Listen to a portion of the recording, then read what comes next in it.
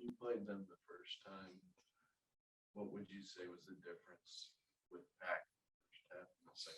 Well, he was unbelievable both halves, but he just didn't get as many looks the second half. We did a bad job of being there on the catch in the first half, but give him credit. I mean, he was the best guard in the country that day. And we did a better job the second half just because we stayed connected to him, but he still got like 10 the second half, something like that. So I don't consider that locking anybody up, but he was great. And Noel was great for the entire game. And so, we were fortunate to get out of there with the W.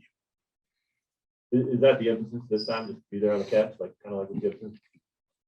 We've talked some about it, but at the time of this, we haven't had a full-blown practice. So we went over scout report yesterday, but that's basically all we did, and shot, reserve shot, and then reserves did dry offense. But the starters got off their feet. So, yes, that will be an emphasis to take away as many looks off the catch. But when you do that, now you give little quick guards a chance to get their shoulders past you, and they touch the paint, and that opens everybody else up. So we just got to guard a lot better. Speaking of that, one of their little guards, Noel, a lot of times in that game kind of made one of those drives towards the basket and kind of passed it back. How do you stop a guy like that whenever you're so good at, getting downhill? And so well, we just our ball screen defense has to be better. Our ball screen defense was awful over there. And hopefully it'll be better. It was better against West Virginia. I don't know if you noticed, but Curry got anywhere he wanted in the first game, and second game he didn't as much, although he didn't play near as many minutes. But we were much better then. Hopefully we'll be much better tomorrow with that too. Bill, you pulled up tape from November of us and now in today's games. Where have we really made the biggest improvements? What areas do you feel like we really need to get much better in? Well, sad to say, I think we're actually better defensively than we were. We've been pretty good defensively. I know I complain a lot in league play. I mean, if you look at league stats, which is all you should look at right now, because we've all played enough games to have a true sample size going against, comparable competition. It's gotten better. I think that one of the biggest things is the team that we thought we would have going into the season wasn't what we had to start the season because of Jalen Wilson, and the team that we thought we would have going into the season in the same now in February because of Remy. So I still don't think we're whole yet, but I do think that we've adjusted pretty well playing without Remy, to be honest. I think that even though we need him, there's no question about that, but I think the guys have adjusted okay to playing with one little guard. And what that's done is it's allowed more guys to be handlers, bringing it up and stuff like that, which may have made us a better, more complete offensive team by doing that early, or by doing that since Remy's been out and only playing with one guard, because that forces CB and Jalen and Oach to handle it more, which has probably been good for us over time that they have handled it more. So, but it'd be nice to have all our pieces back. And in rebounding, it seems like more lately you're really dominating the rebounds. Let's talk about that and moving forward, and how would this team rebound-wise compare with your previous team? I think I don't think that we would be considered one of the best rebounding teams we had, but I don't know that there's been a lot of teams that's out-rebounded their opponents, 19 out of the 25 games or whatever it is. I think that's about it, isn't it? And the 3 games we didn't, we obviously lost. So we've looked pretty good rebounding the ball, except when we've lost. Kentucky, that wouldn't have mattered. At Texas Tech, probably would have mattered some if we would have been better on the glass. And Texas, it definitely would have mattered in a one-possession game if we hadn't been dominated on the glass in that game. So I believe we out-rebounded Dayton. I could be wrong, but I think that we've done, maybe we didn't, but I think we've done a better job of doing that. I heard a TV announcer say this the other day: nobody blocks off anymore, and I 100% agree. People push rather than block. we got to, but I thought against West Virginia, I thought we did a better job of rotation rebounding. When somebody get beat or we go help, I thought we did a good job of sliding and having inside position. So I do think we're getting better at rotation rebounding. And I do think some guys are getting better blocking out. And we're not a above the rim rebounding team. So we have to be good at that. What's been the big key for your ball screen defense improvement? I would say 4 out of 5 times it would probably be because our bigs have been better getting to the level of the screen. You know, it's if you hit somebody and you can come off and there's 5 feet that you could do something before you feel any help, you can get downhill, you can cross up. I think we've been doing a better job of getting to the level of the screen. When we've been decent at it, that's what the biggest reason why I think we have. And if we did a better job of getting through the screens, that would also play a big factor. But I think our bigs have done better as far as getting to the level of the screen than we were earlier. Do you think you guys did a better job screening open Ochai against West Virginia? Probably. You know, he still only got off 6 looks, but I'd say we probably did. We probably did but it wouldn't take much to be better. But I still think we can get better than what we did. But I think it was certainly better than what it was. Another player of the week for him. What do you kind of make of that? He's had 4 now this year. Yeah, I think that, you know, he just got to finish strong and hopefully put a seal on, you know, the Big 12 player of the year. He probably, I know, no question, he's a front runner now, but he's still plenty of ball left. But yeah, he's had a very consistent year, really at a high level of consistency. He likes to, you know, focus on what's ahead and team and all that stuff. Have you encouraged them to take a minute and soak all this in? And enjoy it? No, I haven't at all. I've told him you're playing great, but now they're going to guard you different and all that stuff. And you know, he can reflect when it's all over. He knows he's had a good year so far, but in order to make good years special, you got to finish strong. And so that's what he's focused on doing. No, he practiced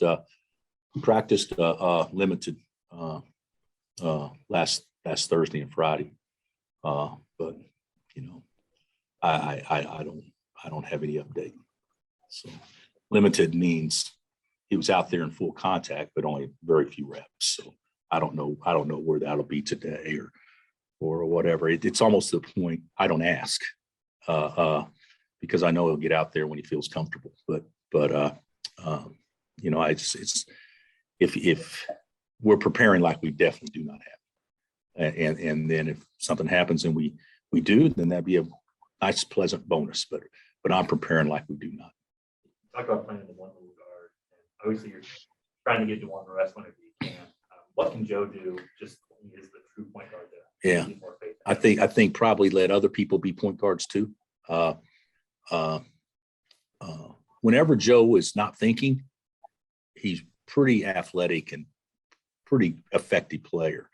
Whenever he's got to think, okay, now where do I go? What do I do? How do I set this up? When 90% of the year he's practiced being off the ball, I think he wants to do right so bad that I think he doesn't want to screw up, that I think he kind of gets locked up a little bit and it doesn't allow him to be himself. So I think as maybe taking some pressure off of him and letting other people do that. And then when he's in the game, you know, maybe not run stuff. You know, our offense isn't so complicated that it's really hard to remember or anything like that. But sometimes the plays can be. So maybe don't run as many plays, you know, things like that. What do you like about the one? And let me go back, but that's not in no way a knock to him. He's being asked to do something that he hadn't practiced. So, you know, you play the whole year thinking he's your fourth point guard because you have Remy and you have Bobby. And so and when Bobby was hurt, you still had Remy. So he's always been at best your third point guard. So you practice him off the ball. So he just hadn't had many reps on the ball. That's what I was saying. What do you like about having DeJuan and Joe out there at the same time? Well, I think it definitely, Joe brings extra athleticism, quickness. I think we've seen that.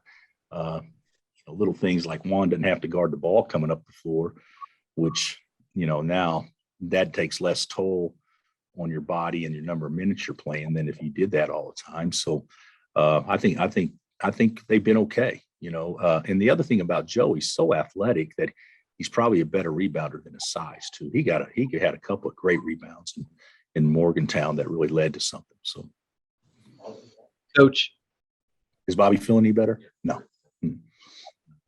No, I would have played him if we would have had to play him in Morgantown.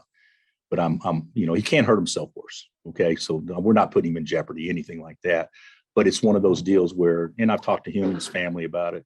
It's like it's a must only, because if you're playing and you don't need to, then the next day or two or three, he may not even be able to practice. So it's like one of those things that it irritates it when he does it. So we're going to try not to, but know he's available in a crunch time if we have to. No, it's the same thing. Yeah. Coach, what's the message before this series where it's been so lopsided for KU?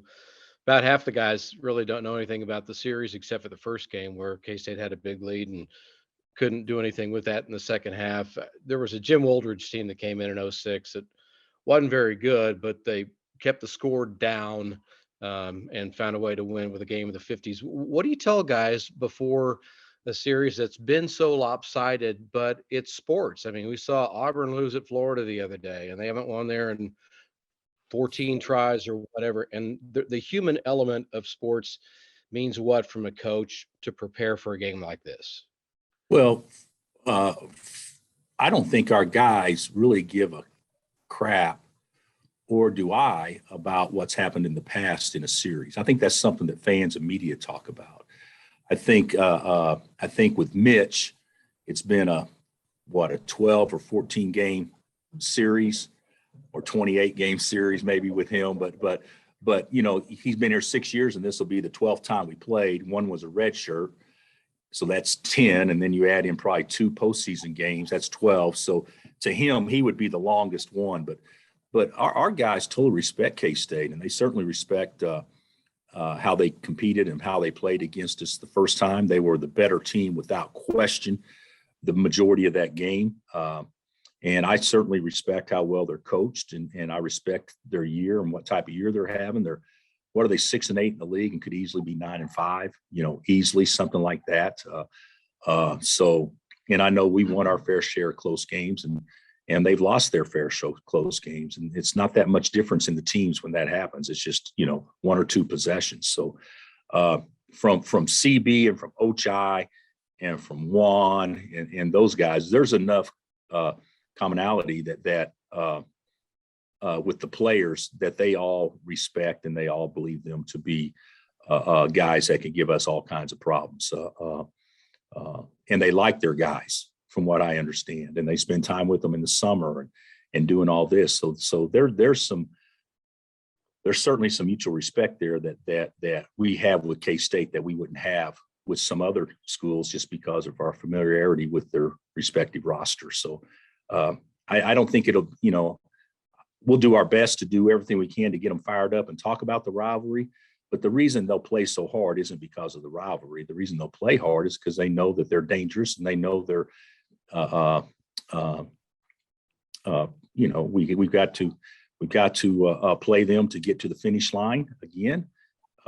And we know that they, could have very easily won the first game, maybe should have, but could have very easily won the first game. And so that has our attention even before you talk about the rivalry. You got 14 strengths, and Bruce was talking this morning about, maybe some people saying Big 12 only gets 5 or 6 in, and he thinks that's a shame if that happens. Where do you see this league as far as bids go right now? In K-State, you've looked at it. Well, K-State, to me, should be on the inside of the bubble right now, because what they've done in league. If our league is rated to be what it is, then you have to respect teams that are approximately 500 in a league that's as good as ours. And so I think K-State should be on the inside of the bubble. I know if they're successful tomorrow night, they would be solidly in the field. So this will be a huge game for them, just as it is for us. So it should be a very competitive, high energy game. But I like K-State's team. But Bruce is right. Saying 5 or 6 in this league would be penalizing a league that has no bottom feeders. You know, the leagues that give the appearance of being the best leagues are the ones where it's so top heavy and so bottom heavy. Because you could look at a league and said, well, you know, those 3 teams, there's 6 wins, or there's 5-1. And then you get in the tournament because you end up going 500 in your league because you get 5 or 6 wins against teams that have no chance to get in the tournament. In this deal, hey, West Virginia has a good chance to go to the NCAA tournament. And you know, they got to finish strong, and I'm sure Hugs would say that, but they've got a good chance to go if they finish strong. And so, you know, I think you could make a case that 7-11 would positively get you in the tournament. I think you can make that case. 8 and 10 is a lock. 7-11 should be. And if a team has an unbelievable non-conference and goes 6 and 12, you can make a case. Now, that doesn't mean it's going to happen, but I certainly you can make that case. But we look at leagues across America, and I'm not going to point out any in particular, but some that aren't near as strong, but because they have teams that have won 20 games, they think that those teams are going to get in. But they haven't played the schedule that our teams in our league have, at least in an 18-game schedule. So Bruce is right. It would be awful if 5 got in because we beat the heck out of each other. Oh, why is the Big 12 such a tough conference? One thing that's in our league that is underrated is the quality of the players. Okay, but our league doesn't get as many high school All-Americans as some other leagues get. But you look at Texas Tech, and they got guys that, I mean, I hate to say this, I mean, that maybe weren't on very many top 50 or 100 lists coming out, and nobody wants to play Texas Tech. Absolutely nobody. And you could say that about other leagues too. The other thing is that the coaches in this league are superb. And I know other leagues have great coaches too. I'm not saying that at all. But across the board, I mean, you got to beat people. They're not going to beat themselves.